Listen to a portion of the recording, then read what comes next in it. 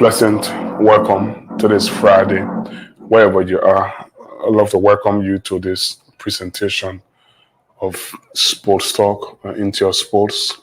My name is Ben Galbach, welcoming you. It's a wet Friday out there. I know because I've been out there. It's not the best of Fridays, if you like,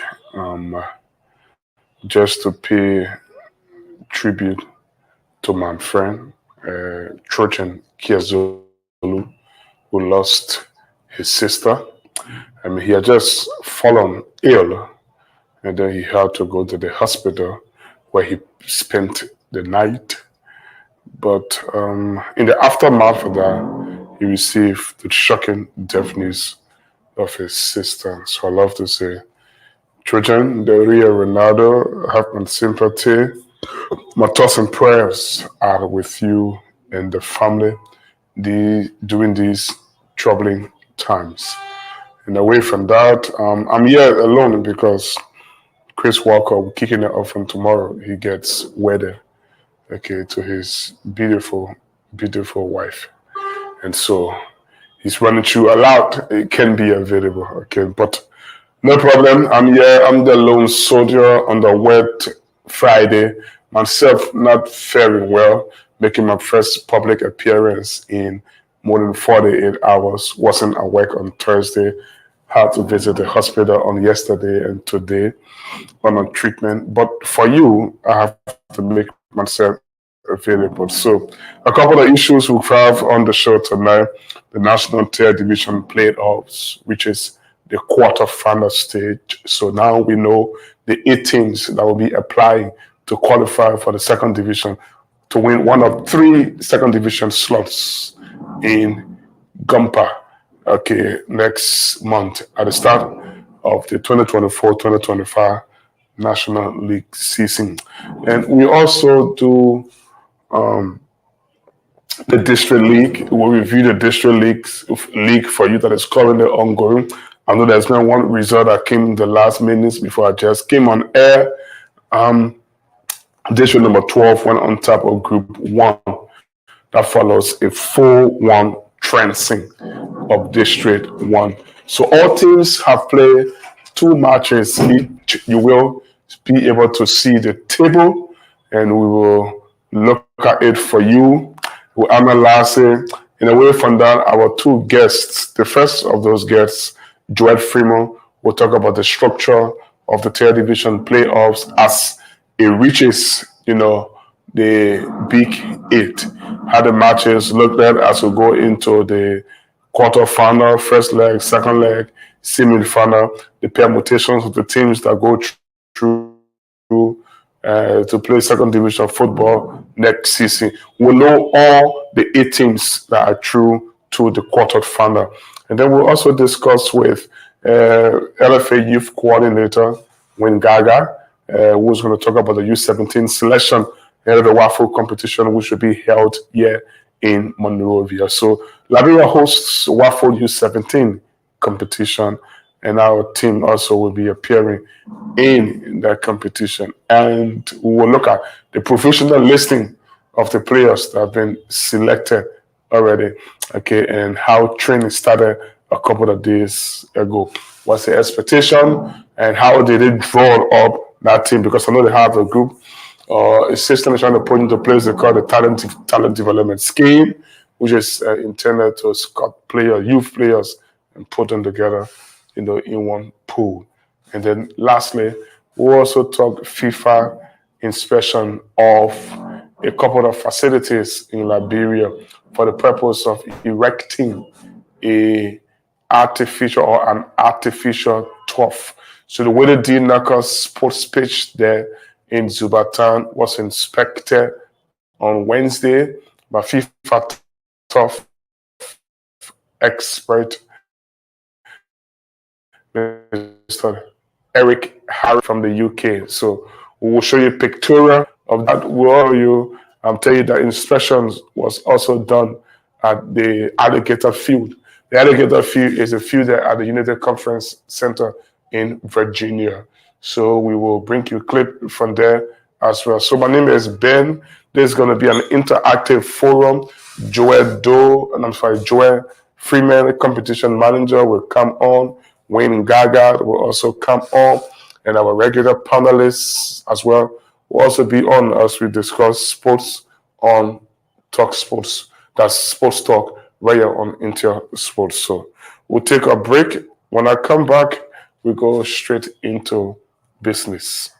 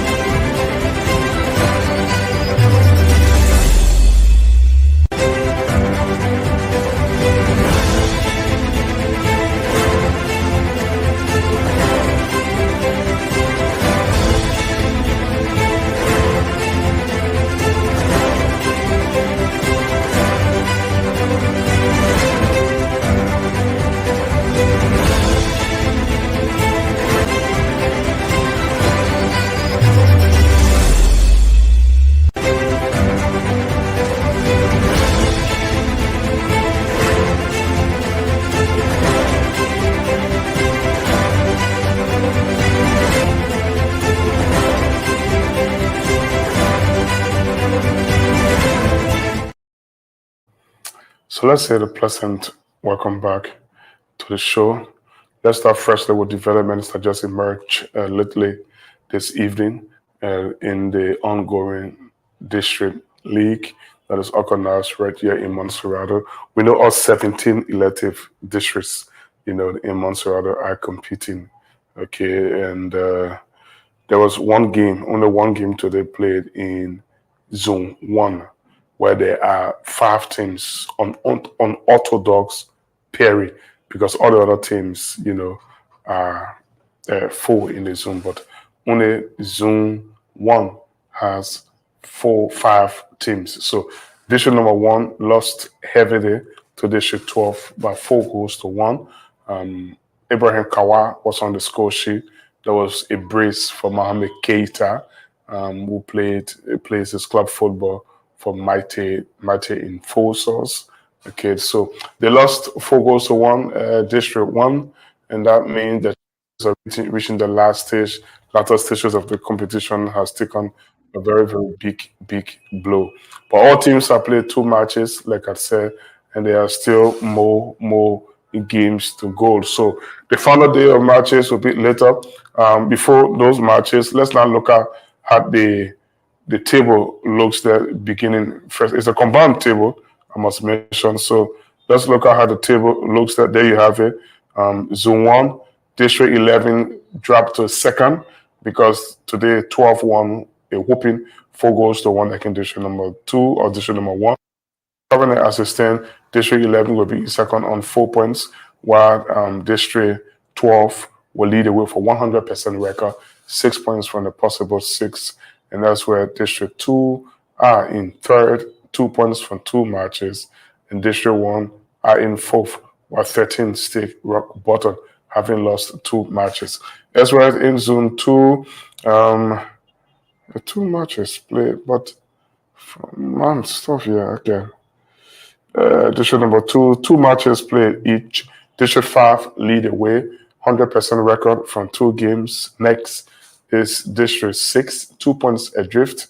In second, District 3 are third on 1 point. They can still qualify ahead of the last match day to come. And District 4, the only team in the zone with other chance of progressing to the next stage of the competition, obviously, are out, having gathered no point from a possible 6.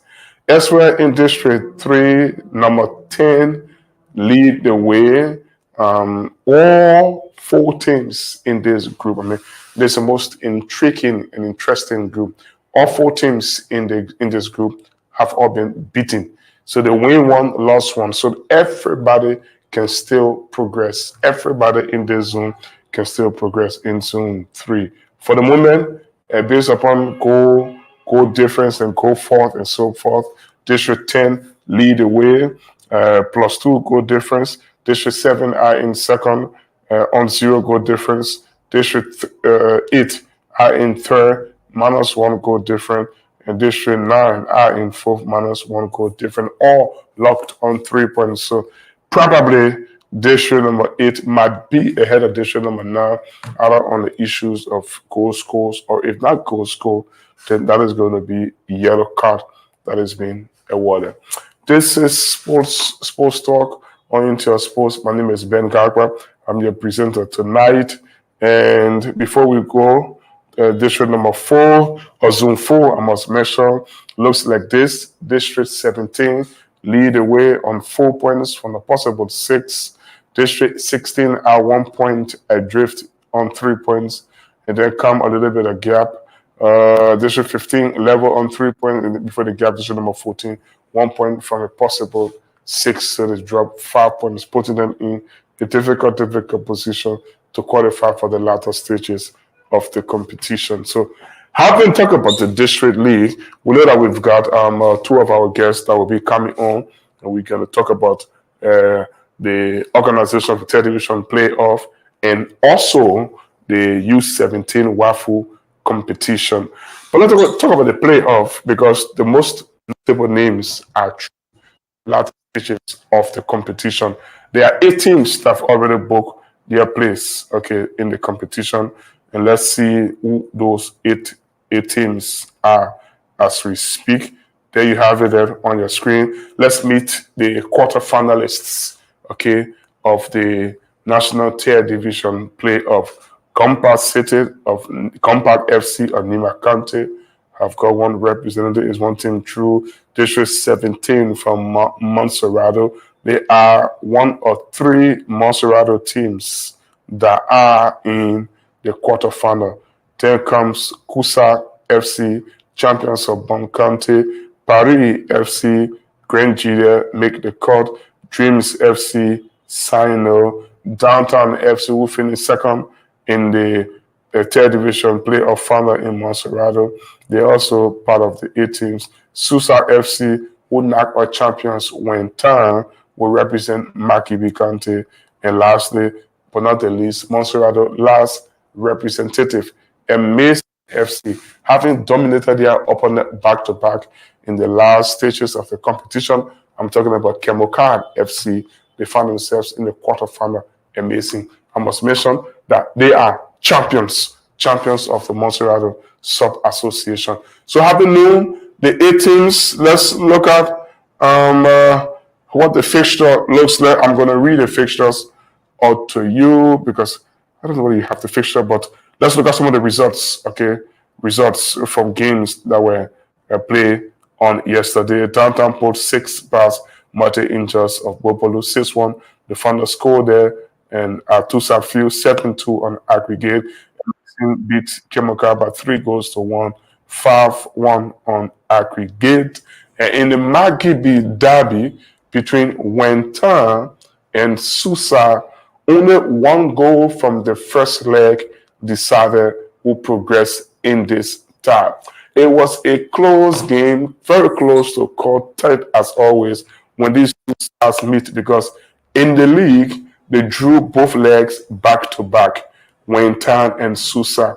So it is the fourth time they are playing in 2024, and this time around the team that finished in second last season, Susa, only 2 points adrift, Wayne Town, won the bragging right to play in the quarterfinal of this year tier division playoff. So that's how it looks like. A reminder of our quarterfinalists again, as you are following Intel Sports. And let me mention, this is Sports Talk. We have one team for Nima County, Compass City, 3 for Monserrado, District 17 ACA, Amazing FC, Downtown FC, amongst other 3 representatives. We have a couple of them from the Southeast, Dreams FC from Sano. We also have Paris FC from Dream Team, one from Central Liberia, Kusa FC, Bonkante's chairman, the champion, and Susa from Magibi, who edged all the champions, Wayne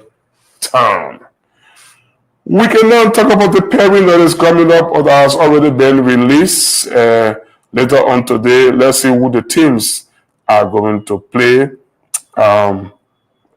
It's a very interesting draw, and Downtown will be traveling again. The runners-up from Monserrado Sub-Association, they will travel following their 7-2 demolition. Okay, I must mention demolition of their opponent from Bopolu, that's Bapolu County. They will be traveling next. Okay, so let's look at the pairing, how it looks. There are a few more games to go.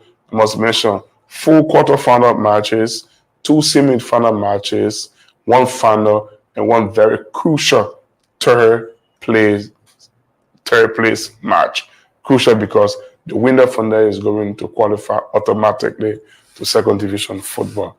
So the fixtures look like this. I'm sorry I can't give it to you, but probably before the show ends, you're going to see it on your monitor. We're going to restart play on the 27th. So that's around about 5, how many days from now? That's about 8 days from now. 8 days from now, we restart play. The competition resumes, okay, in the quarterfinal stage. So on the 27th, there are 2 matches. Kusa from Bon County will take on Downtown from Monserrado at the David Kuyon Sports Stadium. Kickoff time is at 4 p.m. Elsewhere, Paris will knock out Takun of Maryland County. Paris from Grand Gide will take on District 17 Academy from Monserrado. The third fixture will be played on the 28th of July. So you have Gompa FC, who is the supposed host of this year edition, versus Susa FC. That is going to be a cracker. And then last day on the 28th, to end the round of matches, Amazing of Monserrado versus Dream FC of Sino. That's how it's going to look like in the quarterfinal pairing. And then after that, we'll have the semi-final game coming up on the 1st of August. And the final will be played on the 2nd of August. But like I said, there is one crucial game that will be there aside from the final, the 3rd place match, because the winner of that 3rd place match is automatically going to book a qualifying space to second division football. So that's how interesting it has always been, and it has been. Well, we'll talk about that when the experts come on. I'm talking about Joel Freeman, and then we can talk more about those fixtures. We can now talk about FIFA inspection because Eric Harrison, the British man, was in the country on Tuesday to meet authorities of the Liberia Football Association as they discuss plans in constructing 2 new or a stadium or artificial turfs across the pitch. If you can recall, 3 pitches were inaugurated in 2021. Okay, they were built and inaugurated in 2021. Let's see the first one, how it still looks there. If you can still recall this picture, this is Tusa Field. Okay, Tusa Field there in Bananville.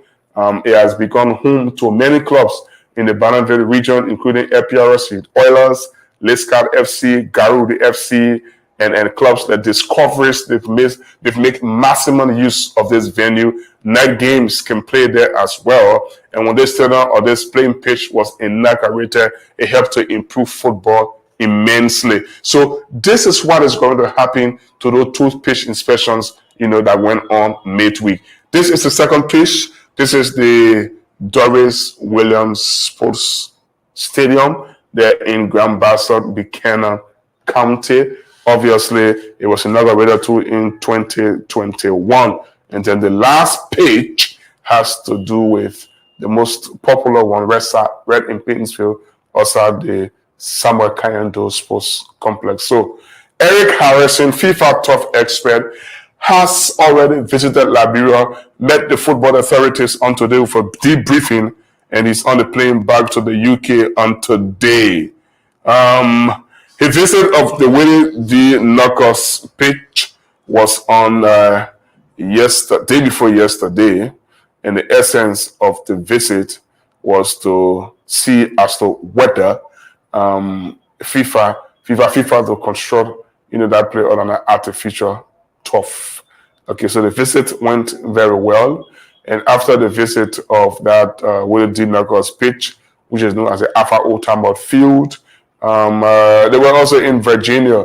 The team was executive committee members headed by Terifas President Mrs. Judy Reed Seaton, and also two executive committee members in the form of Tikle McConney and Cyrus Yene. Both of them were part of the inspection tour as the team went to the Alligator Field.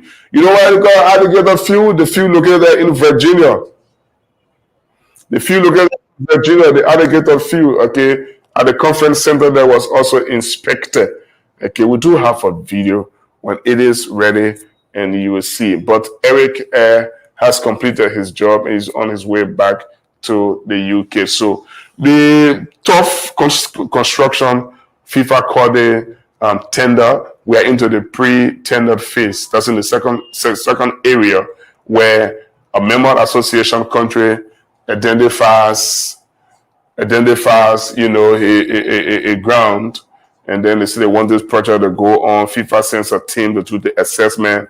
Once and if they are satisfied, next what they are going to do is to start doing the feasibility study and so forth, and then construction starts. So that's it. Before the turn of the year, you will see those two projects. Don't forget, there's already been one project ongoing in Nima County there in Sani Kode, the floor set Toman pitch. There are plans to construct one in Bon County, David Kuyon pitch as well. So many of the constructions are going on with the purpose of developing football without discrimination. My name is Ben. You're viewing Sports Talk on Intel Sports. We have one of our guests has already come on in the form of Wayne Gaga. Wayne Gaga is no stranger to Intel Sports, but he's now on an Intel Sports engagement right now. He's come on to discuss youth football and his role as youth coordinator of the Liberia Football Association. Wayne, let's say pleasant welcome. Thank you, Ben, and thanks to our many listeners and viewers. It's good to be back on Intel Sports, but in different capacity. It's a pleasure being here again. We haven't interacted for some time on this platform, but many know you to be, a team member of Intel Sports. Yeah, sure. And my engagement with works with the LFA has actually made me to not be as much active with India schools, but it's good that I'm always available on my leisure time to make my own contribution for the betterment of Nigerian football and the betterment of India schools. Okay, Wayne, let's go straight into it. You are youth coordinator of the LFA, okay, here in Liberia. Just give a little summary of what your role is. What sort of job you're involved with at the LFA. Generally, what do you do and so forth? All right, Ben. Thank you. It's good to ask that question so that others can know about it.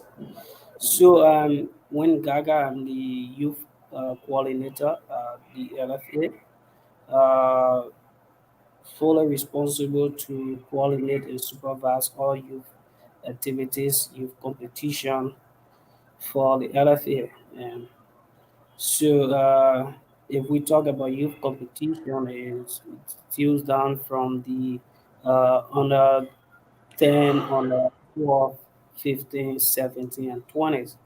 So, all of those activities are to fully be coordinated and supervised by me and make reports directly to the technical director, who is my direct supervisor.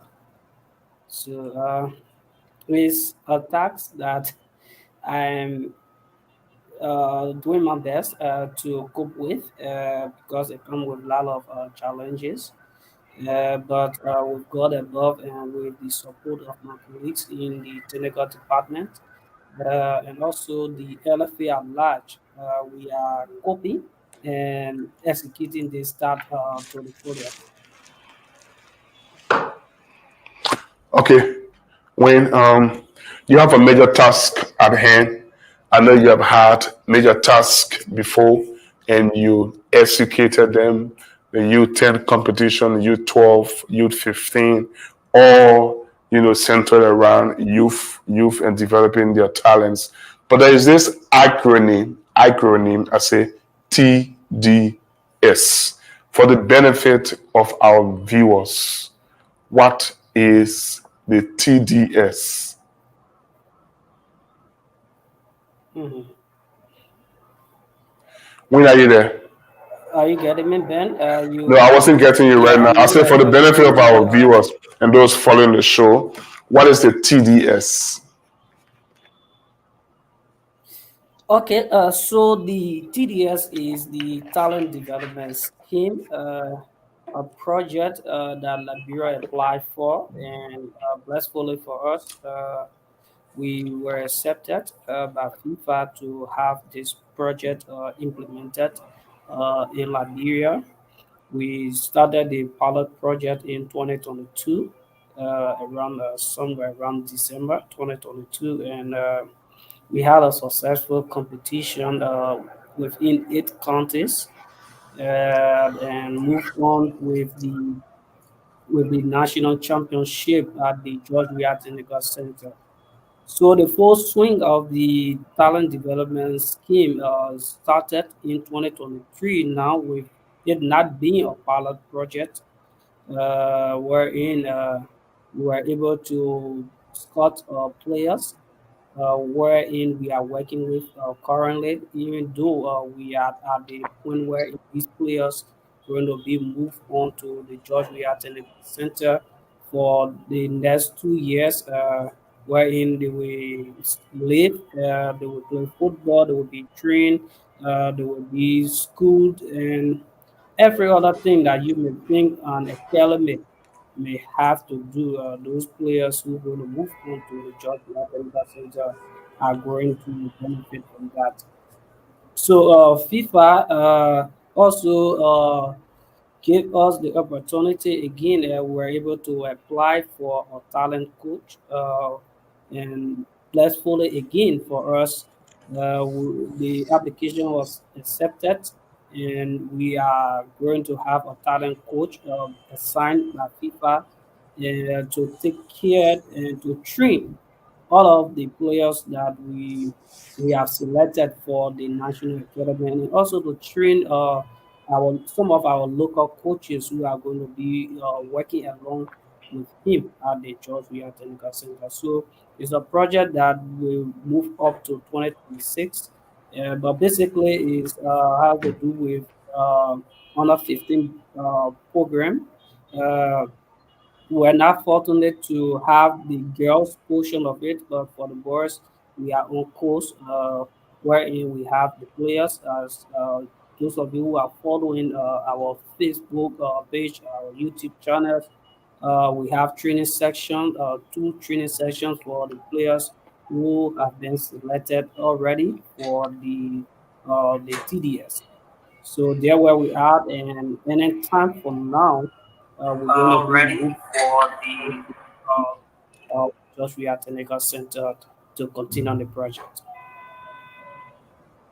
Okay, so our viewers are asking that you just punch, your words a little bit louder so they can be able to get you. That's the thoughts from Jar and Shema, who is following alongside Elijah Real Sapo guy. Okay. My own friend and brother, Elston, the legend, we say, is following from the United States of America. He used to be in Washington, D.C. He said, where you still are, Elston, we say. He's following the show tonight. Alex Nya is following from district number 5. Theophilus Jika is our chief commentator here at Intel Sports. He's also following alongside Mo David McGill, who is following from Kigali in Rwanda. That is absolutely amazing. Okay, to see people following us from across, the African continent.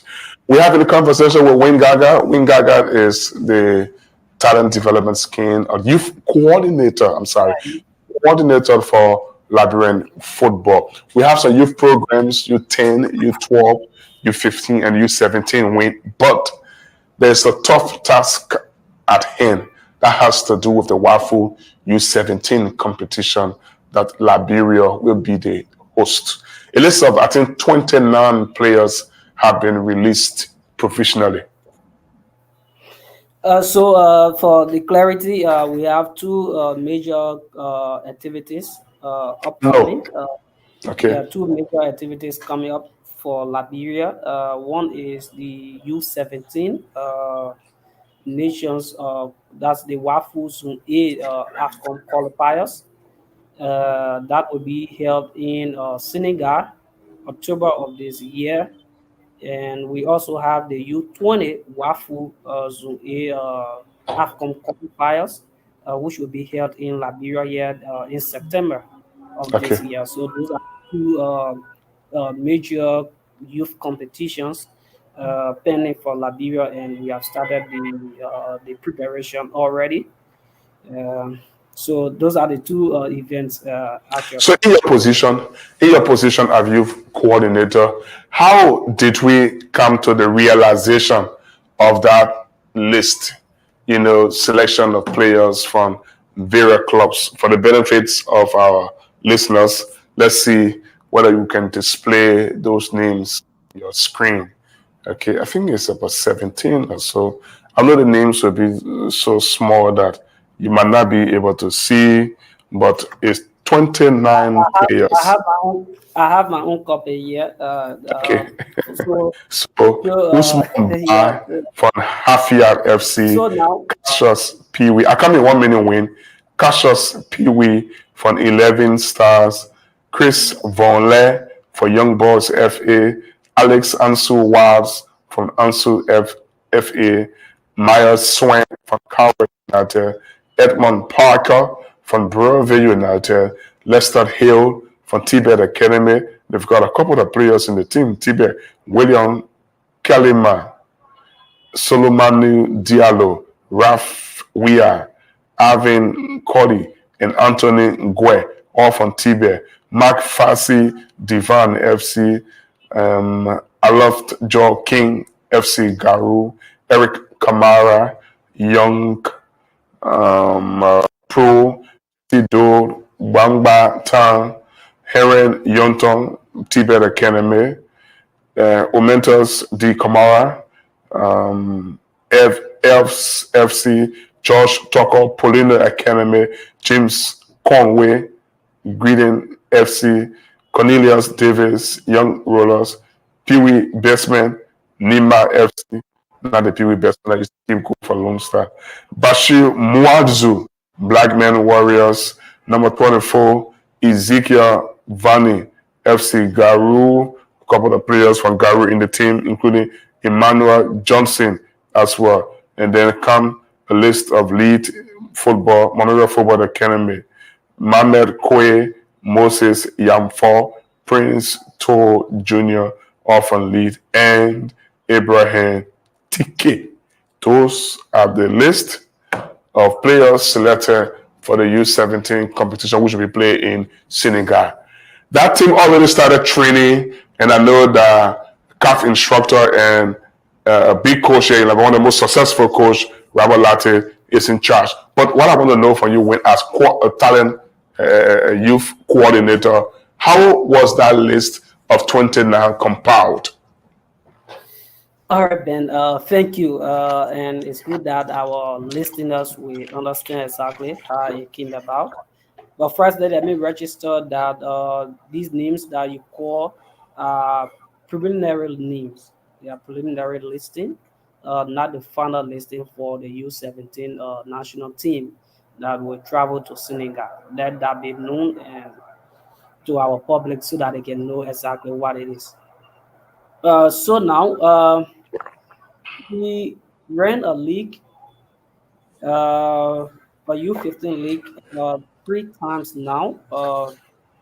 Since I came, we ran three competitions, U15 competitions, and we had scouts that attended the games and went on to select top performing players from the league.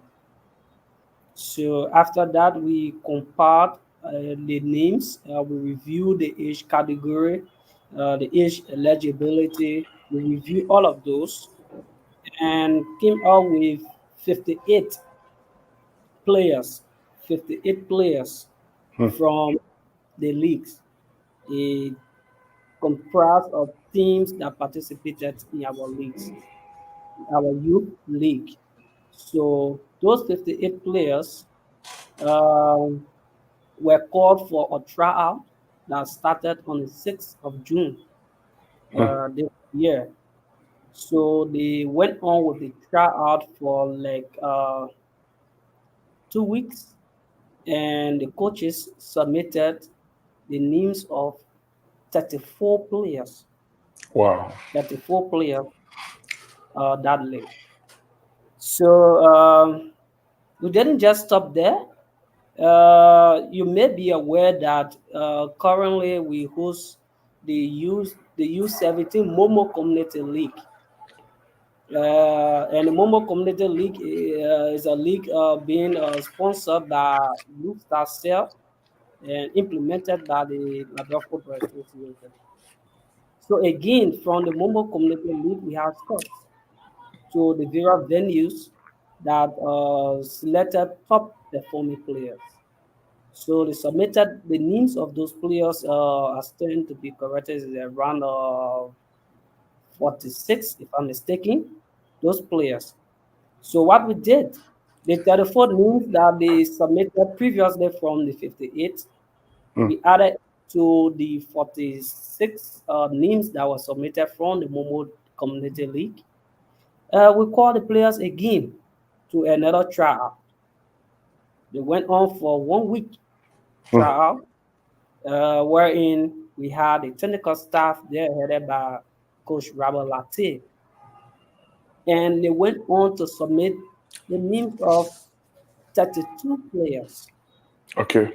So when they submitted the names of 32 players, we decided to again scrutinize the list because others felt that they never had much time to prove themselves or to prove their inclusion on the list. So the last trial we did for Monserrado was we included the women's national team coach Salam Kibiri.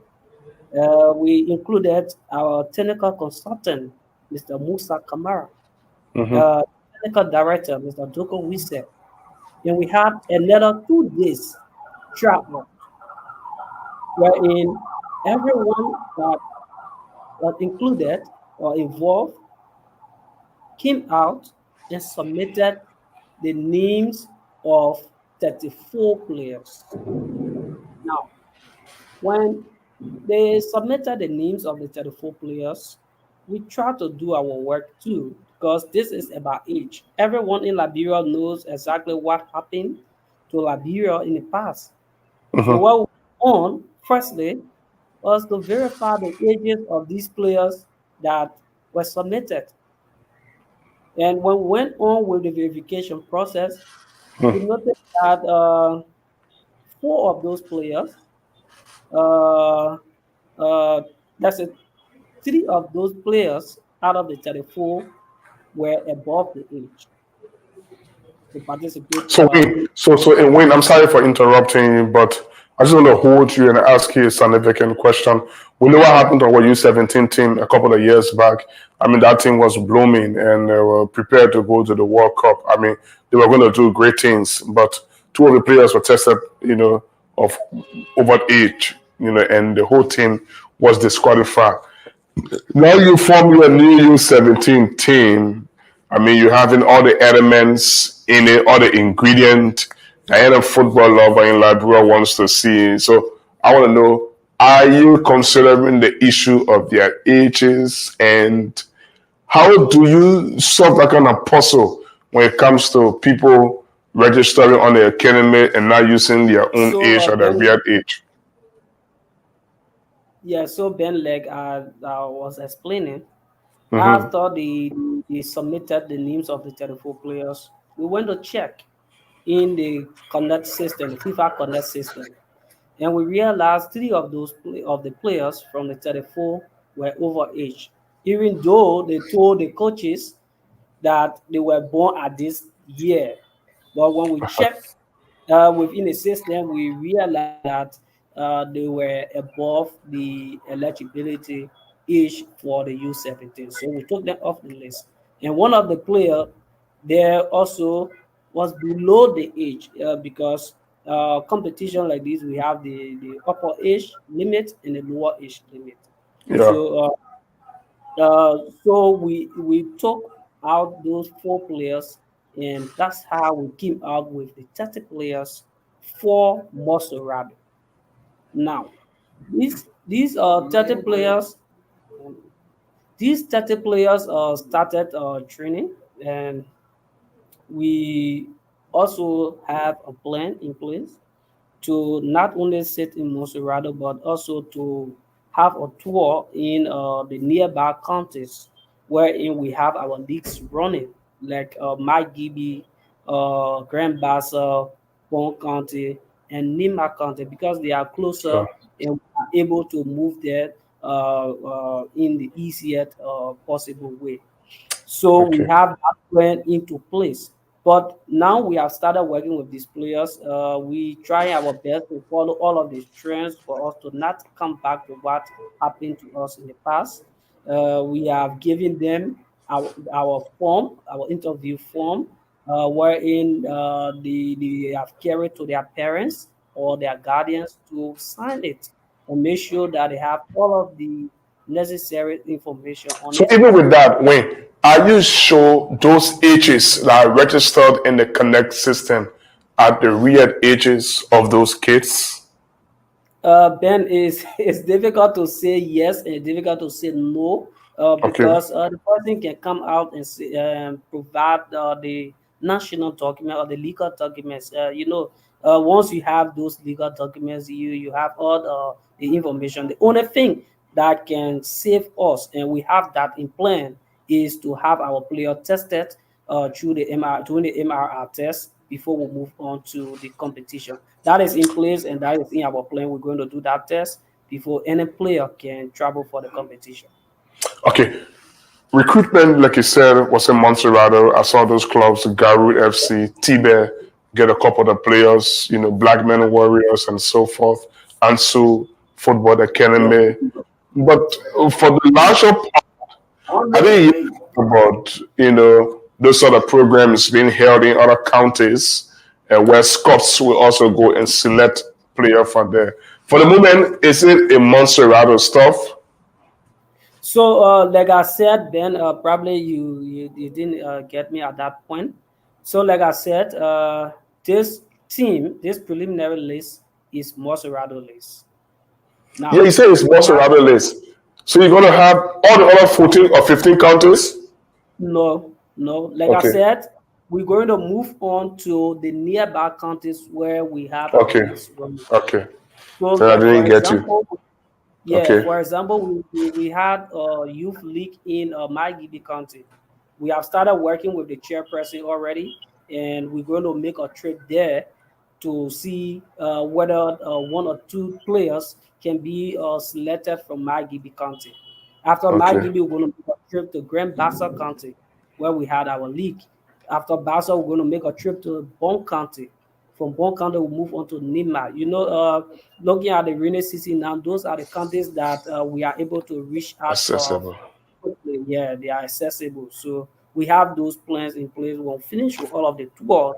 Then we're going to come up with another list that we're going to move on to camp. Okay, so it means that at least for the most part, you've got about four counties included: Magibi, Bassa, Nima, and Bong, plus Montserrat. So five counties included in this U17 team. Thank you so much for that insight. But let's go forward. You talk about another competition coming up with the U20, which will be hosted here. I know U17 is different from the U20, but most of us are aware that U20 is like the players have gone into competition mode because they've passed 18 already. For the benefits of those watching, can you explain to us what is the U17? You know, the difference between the U17 structure and the U20 structure. All right, so all competitions or all youth competition have age bound. So if I say age bound, it means there are limitations in participation or eligibility. So, for example, the honor 15, Mm,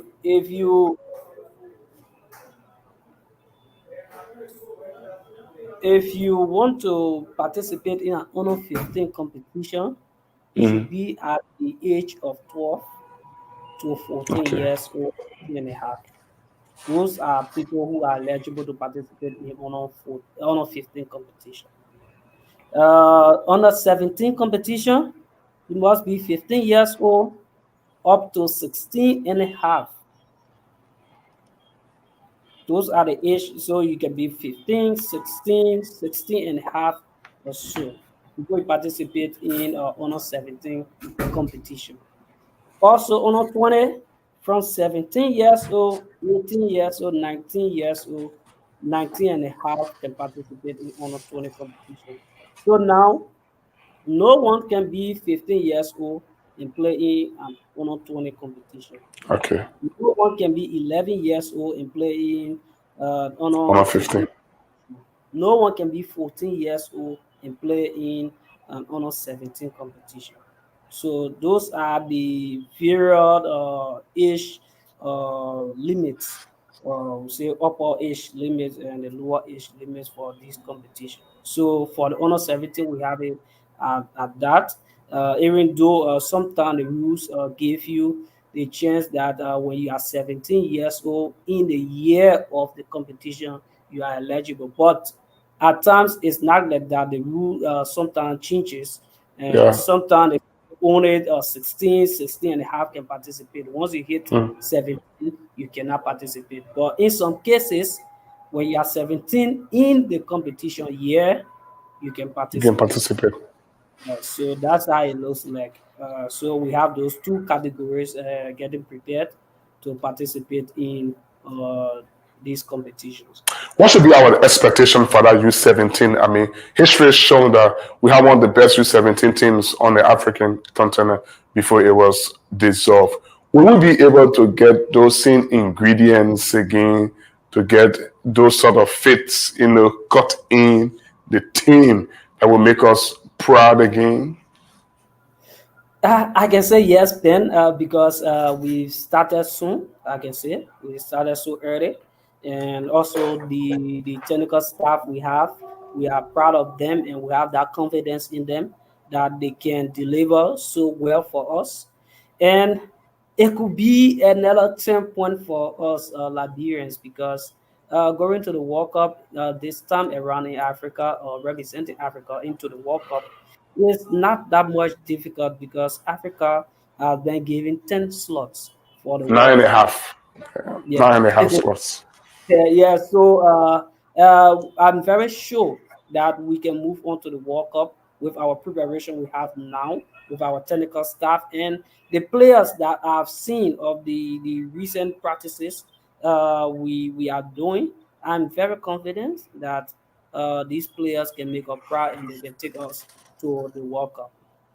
Okay, Win, before I take leave of you, you talk about this Momo Community League. I know the final is on Sunday at the Banavit Este Theater outside of Monrovia. I know it's going to be contested. The two teams, I forgot, I think Banavit, is that Banavit and Looking Time? Kingsley. Banavit and King Grey. Okay, so what's the correlation? What's the correlation? What's the relation with this league and the U17 programs? You know, what is the LFA giving this Momo Community League to my attention and So now, this is it. This league is like a war, or maybe let me put it this way: uh, uh, an area wherein we are able to go and fetch Okay. players for our U17 national team.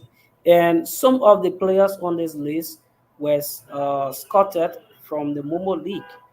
And today they are on this list. And if their performance keep them at this point, still remain high, they could represent the country at the U17 level. So we also use this Momo U17 league to get players for our national team.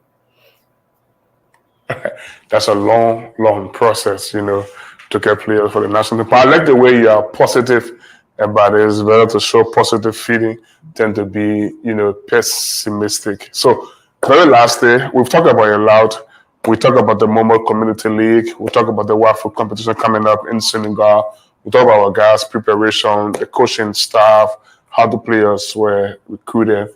One last thing before we go. Is there anything we didn't talk that you just want to end the conversation with? Oh, really?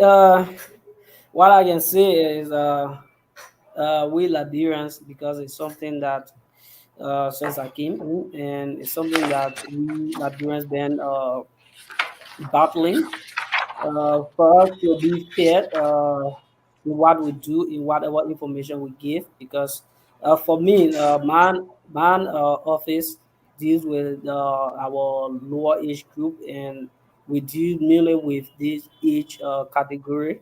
We go on to validate, make Mm. more check on these ages of our players. And then it's sometimes very unfortunate to hear a player telling you, my football age is this, then my real age is this.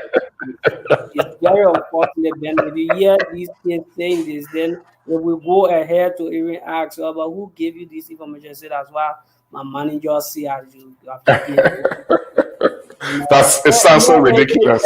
Yeah, even go to the extent that Ben, some of these managers, you call them to verify the information. Say, my man, they begin got to play. Y'all need to do something, my man.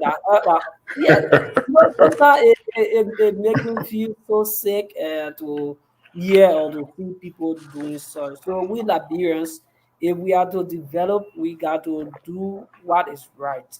That's the reason, thank God to this leadership of the FA, led by President Raju.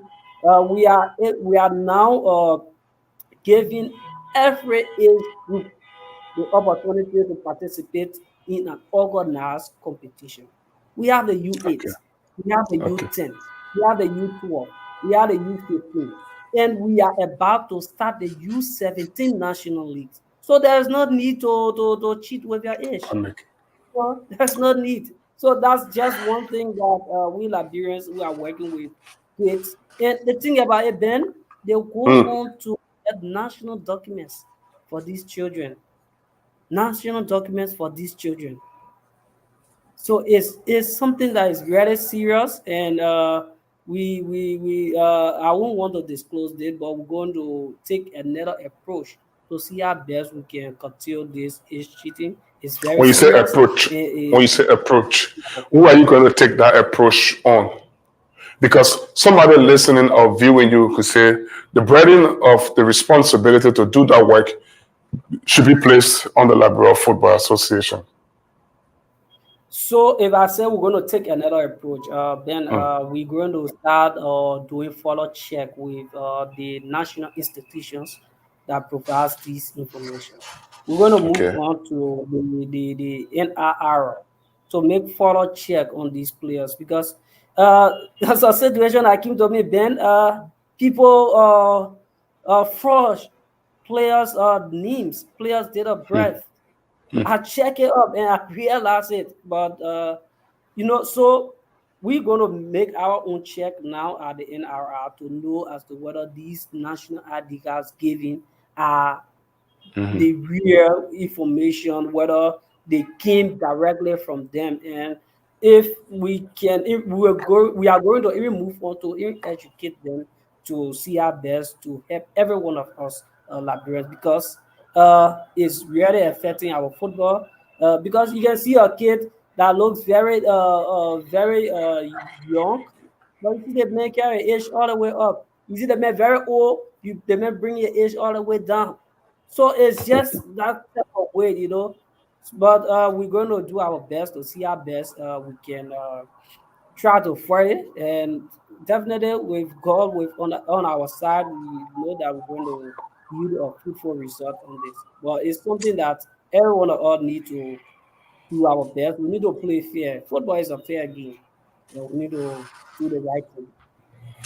Thank you. Thank you so much. And before you go, this concern, I've been harboring a period of time. Some African football expert journalists believe that the African teams perform better in the level of the U17, U20, U21 competition than teams in Europe and so forth. But when those same cream of players elevate through the rank and file, reach the national team, the European teams are way, way better than our teams. The players are faster than our team. Do you think, I mean, I'm asking for your honest opinion, do you think this could be the issue of age cheating?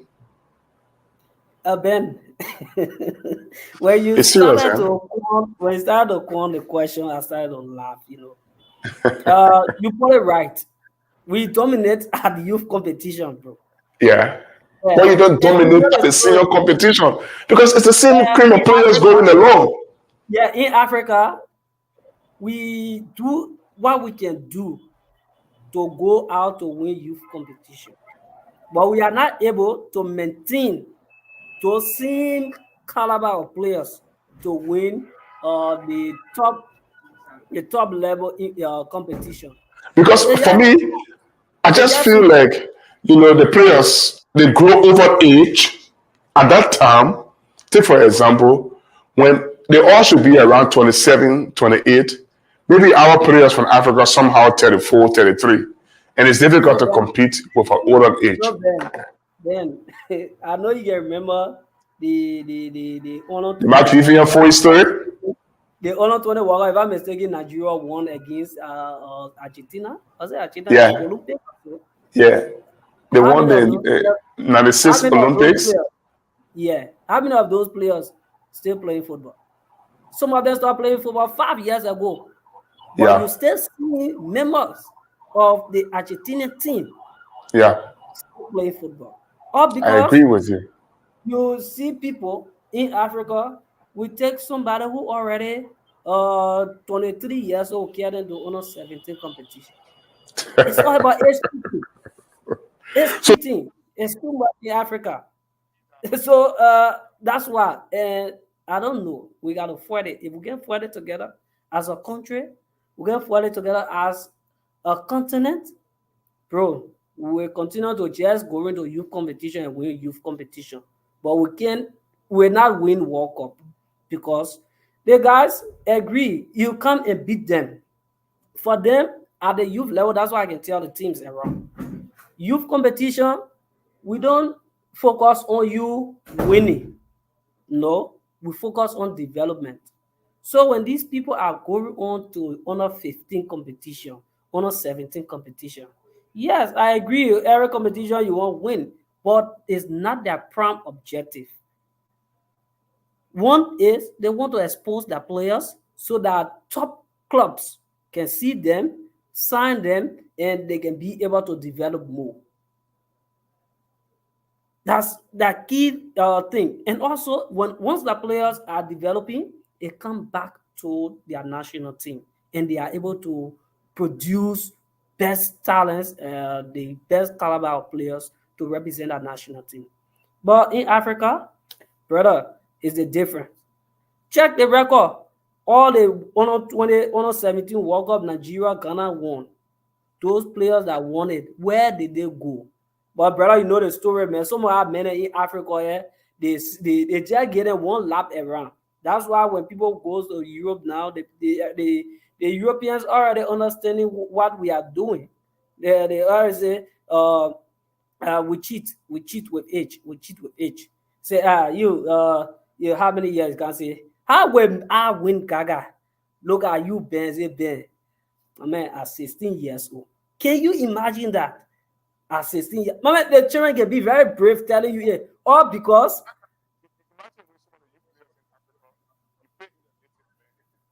Ben, yeah, I'm not getting you clearly.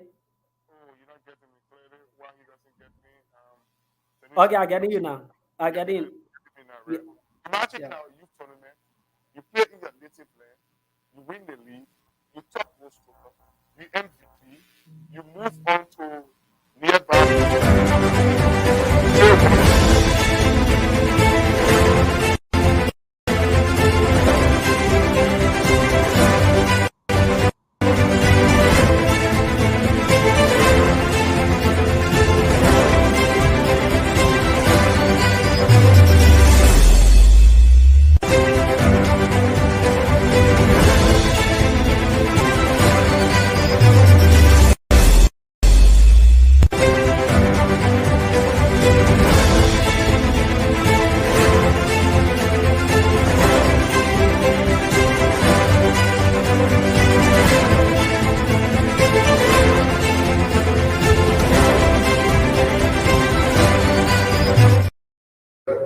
Also, when let me say thank you.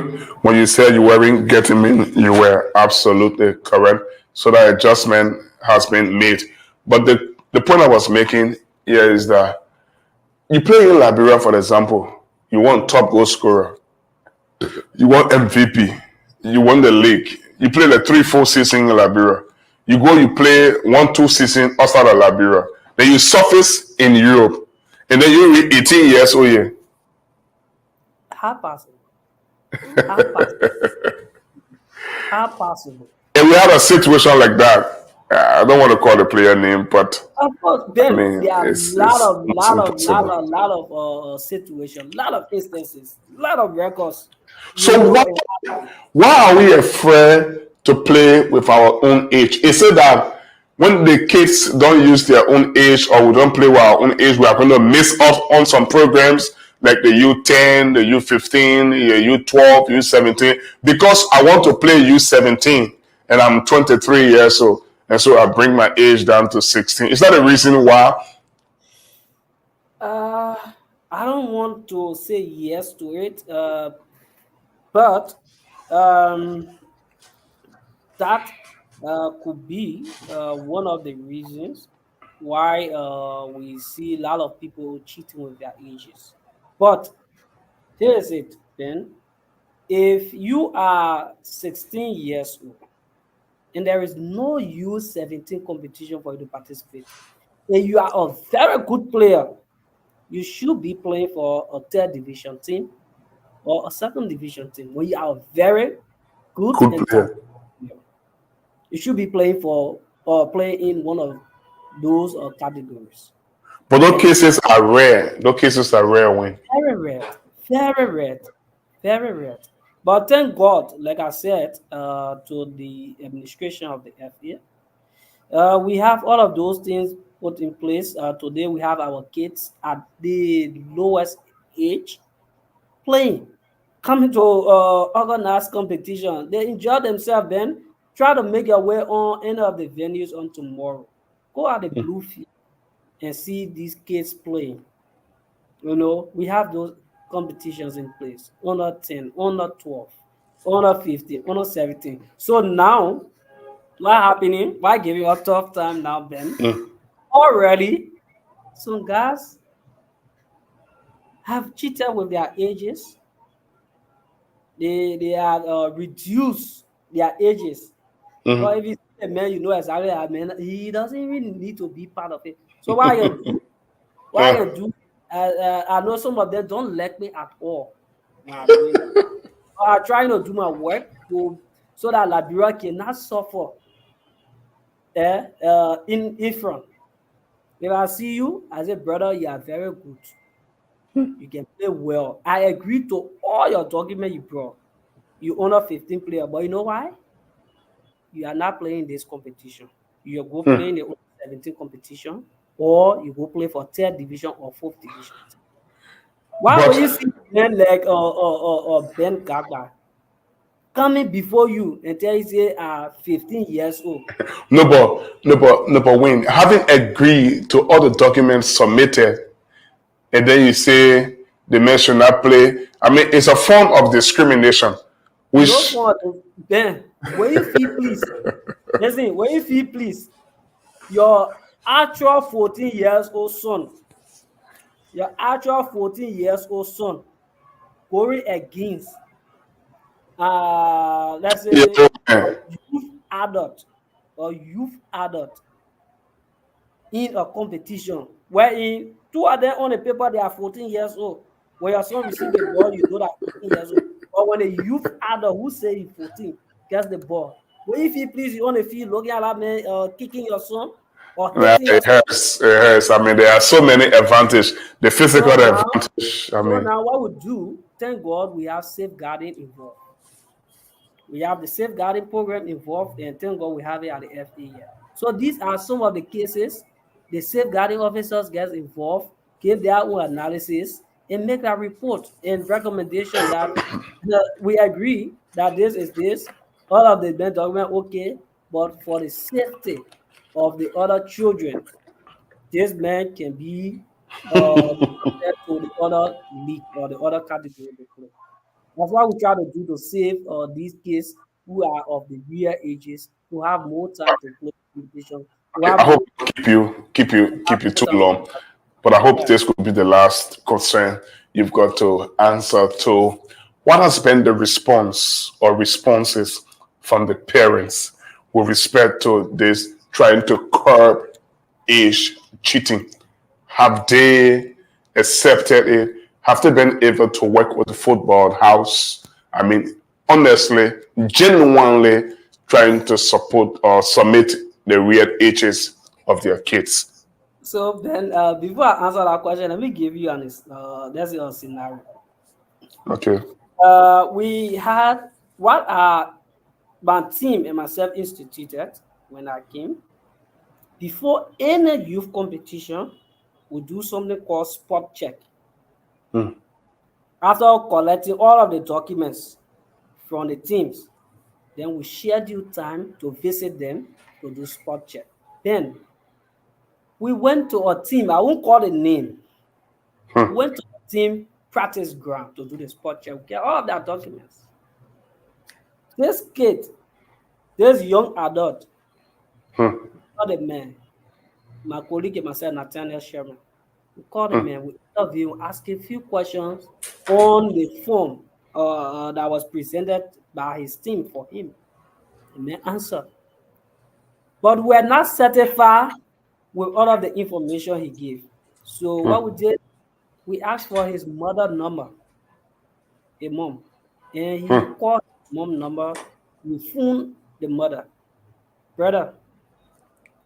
We asked the lady, "Do you know this child?" Yes, but you know that he played football. Oh yes, every afternoon he come, his friends, everybody they can go to play football.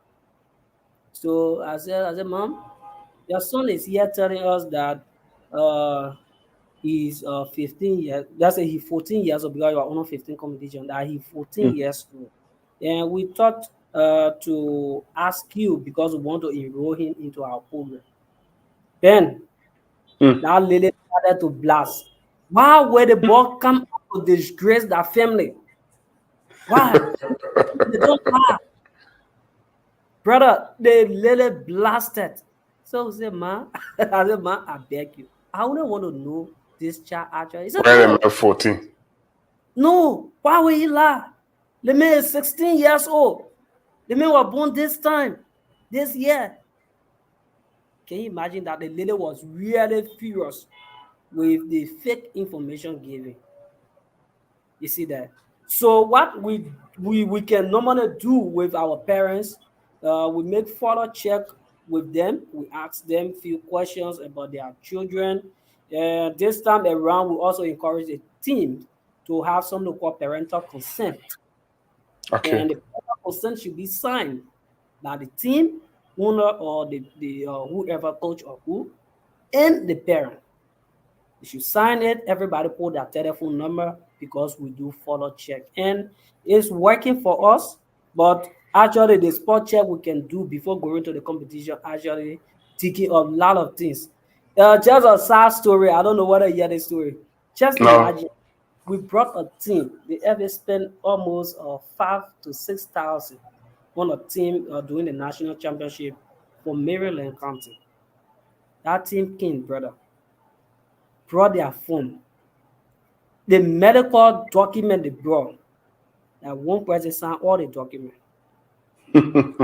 Then, then the reference. How will you come and tell us? We're asking the child now, oh, who is this on the paper? Oh, this is my sister. She's my younger sister. She 17 years old. I Hmm? said, you come to play on 15, then your younger sister is 17 years old. 17. And then, as Nathaniel, almost everybody on that team gave that same Was just answer, like that. just like that. You see? So that's how it look like, and we going to do our best. We continue to fight, but like I said, we Liberians, we need to come together and fix it. We try here to do it. That's why we are giving all of these competition. We are creating all of these competition for the children to play. If your team is not qualified to play in the Classic Academy League, we also have a plan to have the festival for you, so that everybody can be involved and have time to play. But it's something that we really need to work on as a nation in order Okay. for us to be disgraced out there where we say we are 16 years, we sending us out. Then if they go check, the means about 18 or 19 years.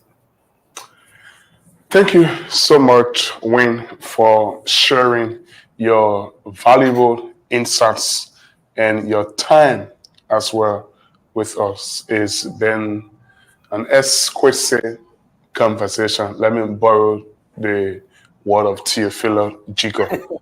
Thank you so much. And thanks, Ben, and thanks to the management of Intel. Thanks for the work. I know how it is, and it's something that I've been into, and I know exactly how it is. Thanks to the production team. I'm super proud of you guys when I see it monitoring. Sometimes I get one leave to go present some of the videos, To your but small show in Kamba. yeah, the time cannot permit me, but I'm super proud of Intel, and I want to congratulate every one of you, all members of the team, for this hard work. I'm open anytime, Ben, so that we can talk on youth football and share some thoughts on how we can work together to develop youth football in Liberia and football at large in Liberia. Thank you so much. It's a pleasure. Thank you. Thank you. Wayne Gaga is Liberia Football Association youth coordinator on this platform. This last presentation of the week, Sports Talk on Intel Sports. My name is Ben. I'm here not least until 8:30 tonight. I'm just trying to check in with the production team as to whether I can see Joel Freeman, whom we are going to use to discuss the skeleton, of the third division playoff. But um, he isn't available. But we can still talk about the FIFA inspection that went on in the week. So that's two pitches were inspected by FIFA tough expert Eric Harrison.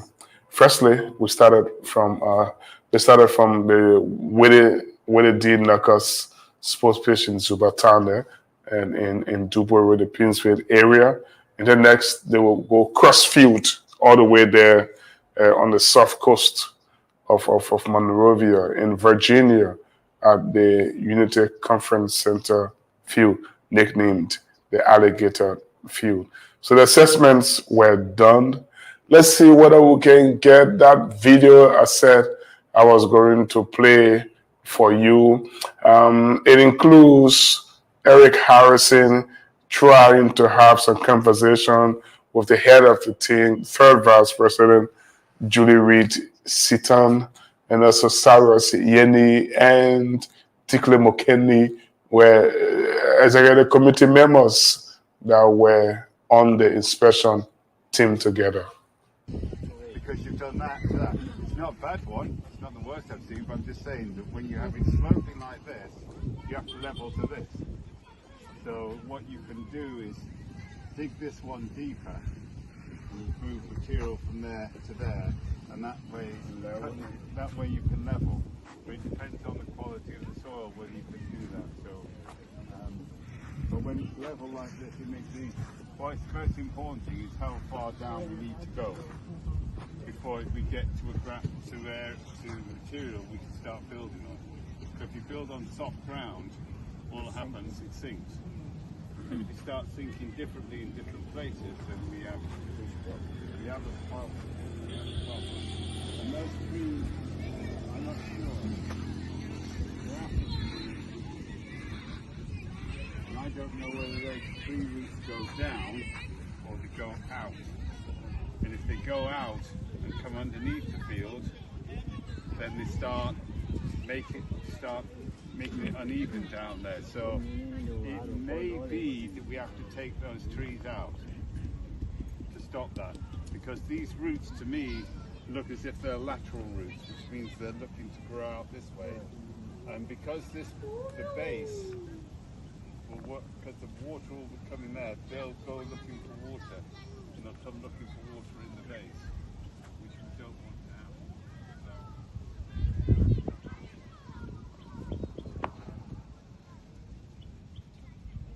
You as the administrator, how do you control people coming on site?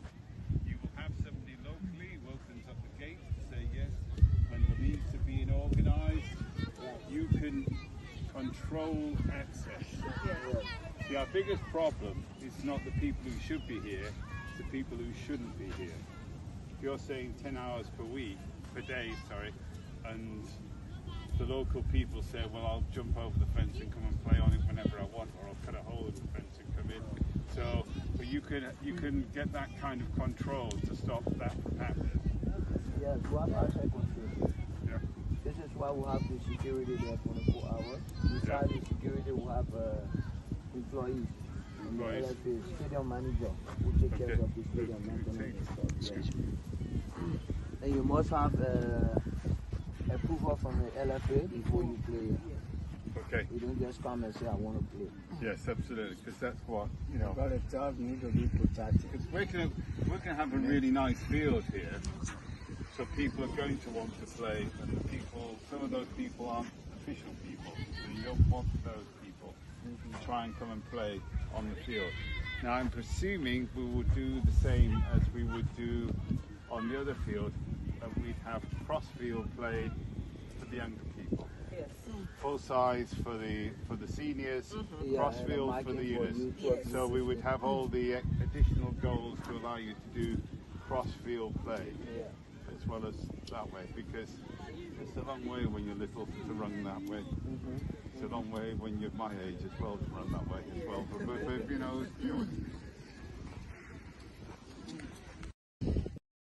Okay, well, Eric Harrison, they're briefing the team members from the Liberia Football Association on Wednesday as they took a tour of those facilities. The facility you will see in the background was the alligator field. Their plans were underway to put artificial turf on that pitch there in Virginia. And well, that's going to be super, super nice. It's going to help to improve and develop football in that part of the county. It's going to help to ease down the number of injury concerns with our youngsters who play in football. Don't forget the alligator field was in use or is in use or was in use at the during the current third division playoffs, you know, pre-stages or so forth. And so it means there is a significant part because I think that where Kemokad FC, you know, play from. Okay, I think they lost the game with Amazing there, but 2-0. So it's very, very important that we can get that fixed. So the team headed by Eric Harrison was spot on. Judy Reed-Seaton as a regular committee member, obviously third vice president, Cyrus Yeni and Tikle Mukani were part of the team that made the visits at Tutu Ground. You're viewing Sports Talk on Intel Sports. My name is Ben Gagba. Just as I was on almost 30 minutes ago, I've been texted that Trojan KZulu, one of three presenters of Sports Talk, is not at his Brewerville home again. He is currently at the St. Joseph Catholic Hospital as we speak. Okay, that was almost an hour ago. And when I received this text, quote, very seriously ill. That's the information I'm getting. Trojan is critically ill. So we have to pray for him. We have to continuously praying for him. Hope he recovers in time and gets back on his feet. And this information has filtered in early on when he lost his sister this morning, ironically, at the same Catholic hospital. Sports Talk with Ben Galpart, Friday edition. We can get Joed Freeman coming on, but it's been a fascinating conversation, and let me say many thanks to my guest on tonight, Wayne D. Gaga, youth coordinator of Liberia Football at the Liberia Football Association, did a remarkable job to stay on with me, and he answered all the questions you needed to know. 2 big competitions coming up, youth competitions, I must mention. Liberia hosting the U20 waffle competition here in this country. I think around September will be the start date. And then there is also the U17 competition in Senegal. Already 29 players have started practicing, and that list will be significantly trimmed to a list that will be managed by Coach Robert Latte and his co. With that, I love to draw the curtains on this presentation of Sports Talk.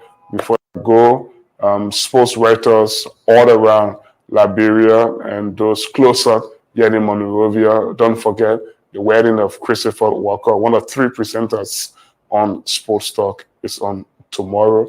You have to be in attendance, and let's continue to pray for our brother Trojan, the rear Renado KZulu. My name is Ben Gagba. Many thanks to the production team headed by Rufus and on camera Theo, who sat in for today's presentation. I'm Ben, bidding you goodbye. you.